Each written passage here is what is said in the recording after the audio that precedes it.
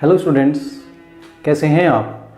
आज जो अपन topic discuss करेंगे इस टॉपिक का नाम है इनकॉर्पोरेशन ऑफ एलएलपी। अब हमें क्या करना है, लास्ट लेक्चर में अपने क्या डिस्कस किया था, एलएलपी के फीचर्स कैरेक्टरिस्टिक्स के एक एलएलपी कैसी होनी चाहिए। आज हम बात करेंगे किसकी, इनकॉर्पोरेशन ऑफ एलएलपी की। क्यों? क्योंकि एलएलपी जब तक रजिस्ट्रेशन नहीं हो जाता एग्जिस्टेंस में नहीं आती, इसलिए उसका रजिस्ट्रेशन जरूरी है। तो आज हम बात करेंगे उसके रजिस्ट्रेशन प्रोसेस से लेके इनकॉर्पोरेशन को, कि एक एलएलपी का इनकॉर्पोरेशन कैसे होगा according to LLP act 2008। Clear है? तो चलो डिस्कस करते हैं अपन सबसे पहले कि एलएलपी का इनकॉर्पोरेशन करवाने जा रहे हैं तो हमें क्या चाहिए, है ना, कि एलएलपी का रजिस्ट्रेशन करवाना है तो कैसे होगा, क्या चाहिए। सबसे पहले ध्यान देना, 2 और मोर पर्सन चाहिए भैया। सब कुछ बाद की बातें हैं, सबसे पहले क्या चाहिए, 2 और more persons, and persons include natural person as well as artificial person. Clear है? 2 पर्सन चाहिए। उसके बाद उनका पर्पस क्या होना चाहिए, कोई बिजनेस, और वो भी कैसा, लॉफुल। कैसा होना चाहिए, लॉफुल। इलीगल बिजनेस कर रहे हो तो एलएलपी फॉर्म नहीं हो सकती। इट मींस पहले तो 2 या 2 से ज्यादा बंदे ढूंढे आप लोगों ने, उसके बाद कोई बिजनेस, और बिजनेस कैसा, लॉफुल। और तीसरी मैं बात करूं, उनका इंटेंशन क्या होना चाहिए, शेयर प्रॉफिट्स, लाभों को बांटना। क्योंकि अगर प्रॉफिट शेयर करना नहीं है तो एलएलपी फॉर्म नहीं हो सकती। हमने फीचर्स में भी डिस्कस किया था कि एलएलपी सिर्फ और सिर्फ प्रॉफिट्स के लिए होगी। अगर प्रॉफिट शेयर नहीं किए जा रहे हैं, चैरिटेबल पर्पज के लिए, सोशल पर्पज के लिए है, तो वो एलएलपी नहीं हो सकती। इसलिए क्या जरूरी है कि क्या होना चाहिए, उन लोगों का प्रॉफिट को शेयर करना जरूरी होना चाहिए। क्लियर है? ये था क्या चाहिए हमें इनकॉर्पोरेशन के लिए। अब मैं बात करूंगा नेक्स्ट, कौन करेगा इनकॉर्पोरेशन, हु इनकॉर्पोरेट। बात तो आ रही है ना दिमाग में कि कौन करेगा भी इनकॉर्पोरेशन। तो मैं कहता हूं कि इनकॉर्पोरेशन का काम करेगा कोई एडवोकेट या चार्टेड अकाउंटेंट या कंपनी सेक्रेटरी या मैनेजमेंट अकाउंटेंट, ये लोग करेंगे। आप बोलोगे क्यों, ये क्यों करेंगे, हम क्यों नहीं कर सकते, मेरे को बनाना है, क्या मैं बना सकता हूं? हाँ जी बिल्कुल बनाओ। लेकिन इनसे एक्सपेक्टेशन की जाती है कि इन लोगों को इस प्रोसेस का पूरा नॉलेज है, इसलिए आप इनकी हेल्प ले सकते हो। कहीं पे ये नहीं लिखा कि इनसे ही आप एलएलपी रजिस्टर्ड करवाओगे। इट मींस आप खुद भी कर सकते हो, योरसेल्फ। आप खुद चाहो तो भी इनकॉर्पोरेशन कर सकते हो, बस इनको थोड़ा नॉलेज रहता है इसलिए ये चीजें कर सकते हैं। इनकॉर्पोरेशन करवाने के लिए आपको एक फॉर्म भरना पड़ेगा, उसमें कुछ डिक्लेरेशन देनी पड़ेगी। तो आगे हम वो चीजें डिस्कस करते हैं, ठीक है। तो ये था कि कौन करेगा, या तो कोई एडवोकेट करेगा, चार्टेड अकाउंटेंट करेगा, कंपनी सेक्रेटरी करेगा, मैनेजमेंट अकाउंटेंट करेगा, या फिर आप भी कर सकते हो, ठीक है। अब मैं बात करता हूं इन कॉर्पोरेशन डॉक्यूमेंट, कि आपको क्या करना है, इनकॉर्पोरेशन करना है तो उससे रिलेटेड क्या क्या डॉक्यूमेंट्स लगाओगे आप, क्योंकि जब भी आप रजिस्ट्रेशन कराओगे तो कुछ डॉक्यूमेंटेशन का प्रोसेस तो करना पड़ेगा। अब मैं बात करता हूं इससे पहले कि रजिस्ट्रेशन होगा कहां, रजिस्ट्रेशन करवाना भी तो है आपको, तो कहां जाओगे आप, रजिस्ट्रार ऑफ कंपनीज के पास। वो कहां है, आपके स्टेट में जाओगे आप, अपने स्टेट में जहां आपका आरओसी बैठता है वहां जाके आपको उसके पास एप्लीकेशन प्रिस्क्राइब्ड फॉर्म में क्या करनी पड़ेगी, फाइल करनी पड़ेगी। क्लियर है? अब मैं बात करता हूं इनकॉर्पोरेशन डॉक्यूमेंट्स के। इनकॉर्पोरेशन डॉक्यूमेंट्स में क्या क्या आएगा, तो सबसे पहले मैं बात करता हूं, आपको एक फॉर्म फिल करना पड़ेगा। क्या करना पड़ेगा जी, फॉर्म फिल करना पड़ेगा इनकॉर्पोरेशन को लेके। किसको लेके, इनकॉर्पोरेशन के लिए एक एप्लीकेशन फॉर्म तो होगा जिसके अंदर आप सारी की सारी इंफॉर्मेशन फिल करोगे, ठीक है जी। तो सबसे पहले आप क्या करोगे, एक फॉर्म भरोगे। उसके बाद अगर मैं बात करूं तो आप क्या करोगे, state the name of LLP. क्या, state the name of LLP, के एलएलपी का नाम क्या है वो बताओगे। तो नाम को लेके हम पहले थोड़ा सा डिस्कस कर लेते हैं कि आप एक एलएलपी बनाने जा रहे हो, उसका नाम क्या रखोगे। तो सबसे पहले तो ये ध्यान रखना, जब भी आप एक एलएलपी बना रहे हो तो एलएलपी के लास्ट में लिखा जाएगा लिमिटेड लायबिलिटी पार्टनरशिप, या एक acronym short form LLP. Clear है? दूसरा, आप कोई ऐसा नाम नहीं रख सकते जो सेंट्रल गवर्नमेंट के हिसाब से अनडिजायरेबल है या पहले से किसी एलएलपी से बिल्कुल मिलता जुलता है, तो ऐसे नाम आप नहीं रख पाओगे। क्लियर है? अब आपको जो नाम रखना है क्या वो पहले से एग्जिस्ट करता है, ये भी तो चेक करना पड़ेगा। तो ये नहीं कि आपके मन में आया और आपने उसका नाम रख दिया, अब आपको ये चेक करना पड़ेगा कि आप जो नाम रखना चाहते हो क्या वो अलाउएबल है, क्या उसको रखा जा सकता है या नहीं। तो उसके लिए आप रजिस्ट्रार के पास जाओगे और फॉर्म नंबर ई, कौन सा, इलेक्ट्रॉनिक फॉर्म E1 भरोगे आप। कौन सा फॉर्म भरोगे, E1।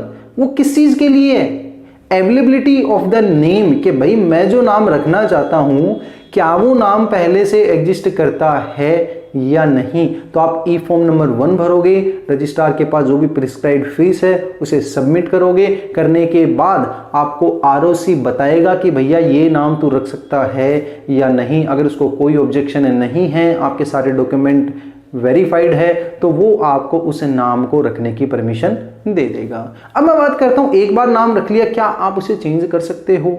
तो जी एक बार अगर नाम रख लिया तो आप उसे चेंज भी कर सकते हो। कैसे, वो ही प्रोसीजर होगा, आपको आरओसी के पास जाना पड़ेगा, नेम अवेलेबिलिटी चेक करनी पड़ेगी। अगर वो सेटिस्फाई है देन आपके न्यू नेम को वो क्या कर देगा, रजिस्टर्ड कर देगा। क्लियर है। तो ये किसका प्रोसेस था, नेम प्रोसेस। अच्छा अब बात करेंगे क्या कुछ ऐसा है कि एलएलपी में कुछ नेम आप नहीं रख सकते। तो बस जो सेंट्रल गवर्नमेंट जो नहीं चाहती सिर्फ उन नेम को, पार्टनरशिप की तरह जो कुछ वर्ड थे क्वीन, क्वीन, रॉयल, वो यहां पे ऐसा कुछ भी नहीं है। क्लियर है। नेक्स्ट अपन बात करेंगे भाई, अब आ गया उसका नाम, प्रपोज नेम, कि आप जो नाम रखना चाहते थे। थर्ड अगर मैं बात करूं तो वो आएगा बिजनेस ऑफ एलएलपी। क्या आएगा, बिजनेस ऑफ एलएलपी। अब आपको ये मेंशन करना पड़ेगा कि आपका प्रपोज्ड बिजनेस क्या होने वाला है, आप किस चीज का बिजनेस करोगे उस चीज को मेंशन करना पड़ेगा। नेक्स्ट अगर मैं डी पॉइंट की बात करूं तो वो आएगा एड्रेस। किसका आएगा जी, एड्रेस। अब एलएलपी है, एक सेपरेट लीगल एंटिटी है, आर्टिफिशियल पर्सन है, तो उससे भी कुछ लोग कम्युनिकेट तो करना चाहेंगे फॉर एलएलपी। एलएलपी के नेम पे ऑफिस पे कोई बंदा कोई लेटर भेजना चाहता है तो वो किस जगह पे भेजे, उसके लिए कुछ उनका भी तो एक ठिकाना होना चाहिए कि वो एलएलपी कहाँ एग्जिस्ट कर रही है, कहाँ बैठी है वो। तो उसके लिए उसे एक रजिस्टर्ड ऑफिस बनाना पड़ेगा और उस रजिस्टर्ड ऑफिस का आपको क्या देना पड़ेगा, एड्रेस देना पड़ेगा। किसका, रजिस्टर्ड ऑफिस का, कि जी आपका registered office as a LLP आपका रजिस्टर्ड ऑफिस कहाँ सिचुएटेड है, ताकि अगर आपसे कोई भी कम्युनिकेशन करना हो तो उसी जगह पे किया जाएगा। क्लियर है। ठीक है भाई। नेक्स्ट मैं बात करता हूं किसका, एड्रेस। चल इससे पहले अगर अपन बात करें क्या रजिस्टर्ड ऑफिस में कोई चेंजमेंट किया जा सकता है, तो जिस तरीके से नेम में चेंजमेंट किया जा सकता है उसी तरीके से रजिस्टर्ड ऑफिस में भी चेंजमेंट पॉसिबल है। उसके लिए भी प्रोसीजर है, आरओसी के पास आप फाइल करोगे। क्लियर है। अच्छा कुछ चीजें हैं इस एक्ट में कि अगर आप उन्हें कॉन्ट्रावेंट करोगे, उन्हें तोड़ोगे, तो आपके ऊपर कुछ पेनल्टी इंपोज कर दी जाएगी। जैसे किसी में 2 ईयर्स की है, किसी में 10,000 to 5 लाख की है। लेकिन ये सारी चीजें थोड़ी रटने वाली है ना। और एग्जाम के पॉइंट ऑफ व्यू से अगर अपन बात करें तो थोड़ी इररिलेवेंट है, क्योंकि इनके ऊपर कोई ज्यादा क्वेश्चंस पुट नहीं किए जाते थे, इनके ऊपर आपको कोई ज्यादा फोकस नहीं करना है। तो अब हम बात कर रहे थे क्या एड्रेस रजिस्टर्ड ऑफिस का चेंज किया जा सकता है, तो हाँ रजिस्टर्ड ऑफिस का एड्रेस चेंज किया जा सकता है। उसके लिए डिटेल्ड प्रोसीजर है, आपको आरओसी के पास जाना पड़ेगा, वहां पे आपको न्यू अपना जो भी एड्रेस है वो रजिस्टर्ड करवाना पड़ेगा। क्लियर है। नेक्स्ट अब मैं बात करता हूं, तो नेक्स्ट जो आप मेंशन करोगे वो करोगे name and addresses of partners. अब आपको क्या करना पड़ेगा, पार्टनर्स के नेम, कि भैया हमारी एलएलपी में कौन कौन पार्टनर है उनका नाम मेंशन करना पड़ेगा।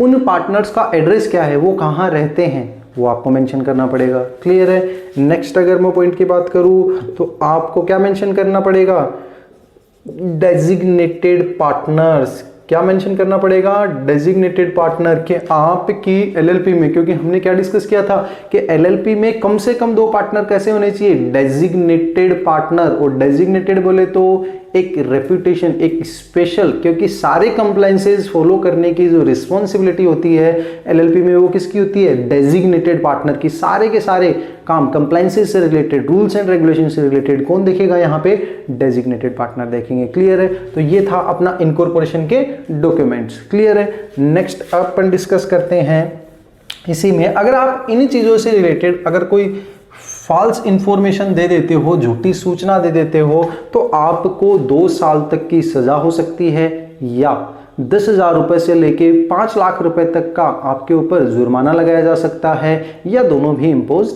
किए जा सकते हैं। क्लियर है।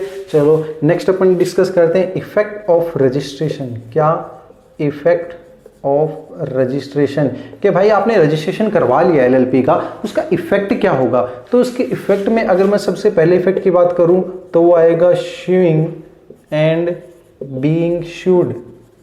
इसका मतलब क्या होगा, शू बोले तो केस फाइल करना। तो जैसे ही एलएलपी इनकॉर्पोरेट हो गई, वो एक क्या बन गई, सेपरेट लीगल एंटिटी बन गई। अब वो किसी पे भी क्या कर सकती है, केस फाइल कर सकती है, उस पे भी केस फाइल हो सकता है। वो फ्री है, नेचुरल पर्सन की तरह, वो जिस पे चाहे केस फाइल कर सकती है, कोई उस पे चाहे केस फाइल कर सकता है। Then to be sued and can be sued. Next अगर पॉइंट की अगर मैं बात करूं तो नेक्स्ट पॉइंट इसके अंदर आएगा एक्वायर।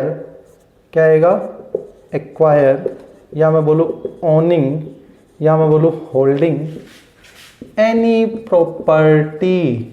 क्या जी क्या कर सकती है एलएलपी रजिस्ट्रेशन के बाद, कोई भी प्रॉपर्टी एक्वायर कर सकती है, ओन कर सकती है, होल्ड कर सकती है किसी भी प्रॉपर्टी को। किसके नाम से, खुद के नेम से, not in the name of partners, in his own name. वो अपने खुद के नाम में क्या रख सकती है, कि अपनी जो भी प्रॉपर्टी है वो अपने नाम रख सकती है। ठीक है, नेक्स्ट अगर मैं बात करूं तो नेक्स्ट इफेक्ट क्या बनेगा, कॉमन सील। उसके पास क्या आ गई भैया, कॉमन सील आ गई। कॉमन सील बोले तो ठप्पा, जिसके थ्रू कोई भी डॉक्यूमेंट को क्या किया जाएगा, वेरीफाई किया जाएगा, ऑथेंटिकेट किया जाएगा। लेकिन ध्यान रखना, कॉमन सील रखना एलएलपी के लिए कंपलसरी नहीं है।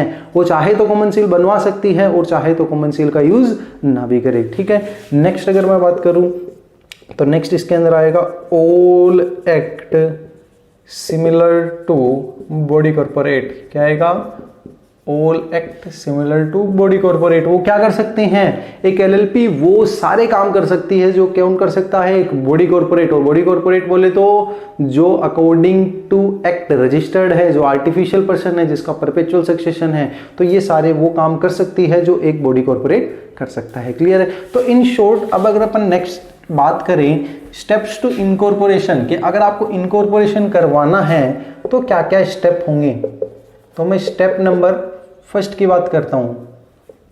कौन सा, स्टेप नंबर फर्स्ट। इस स्टेप नंबर फर्स्ट में आपको क्या करना पड़ेगा, नेम रिजर्वेशन करवाना पड़ेगा। अपने नाम का हम पहले डिस्कस कर चुके हैं, आपको ये देखना पड़ेगा कि क्या नेम अवेलेबल है या नहीं। उसके लिए आपको क्या भरना पड़ेगा, form E1, electronic form E1 आपको फाइल करना पड़ेगा। क्लियर है।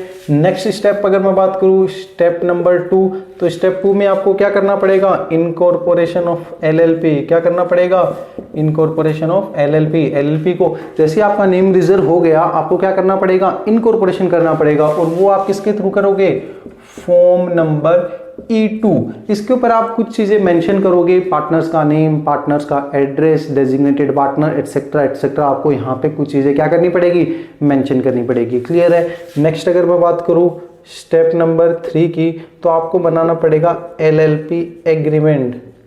क्या बनाना पड़ेगा, एलएलपी एग्रीमेंट बनाना पड़ेगा। और इसके लिए आपको क्या करना पड़ेगा, फॉर्म नंबर E3 भरना पड़ेगा। क्या भरना पड़ेगा, फॉर्म नंबर E3। उसके अंदर आप क्या करोगे, एलएलपी का एग्रीमेंट बनाओगे। क्लियर है। तो ये था अपना इनकॉर्पोरेशन का स्टेप। पहला स्टेप आपको नेम रिजर्व करवाना है, सेकंड स्टेप आपको इनकॉर्पोरेशन करवाना है एलएलपी का in form number E2, and lastly step third क्या कहता है, आपको एलएलपी एग्रीमेंट बनाना पड़ेगा। क्योंकि एलएलपी एग्रीमेंट के बिना पार्टनर्स के बीच में क्या क्रिएट हो सकता है, डिस्प्यूट क्रिएट हो सकता है। क्लियर है। तो आई होप आप लोगों के डाउट्स क्लियर हुए होंगे। फिर भी अगर आपको कोई प्रॉब्लम है तो आप कमेंट कर सकते हैं, और अगर आपको वीडियो पसंद आया हो तो शेयर और सब्सक्राइब करना ना भूलिएगा। Thank you.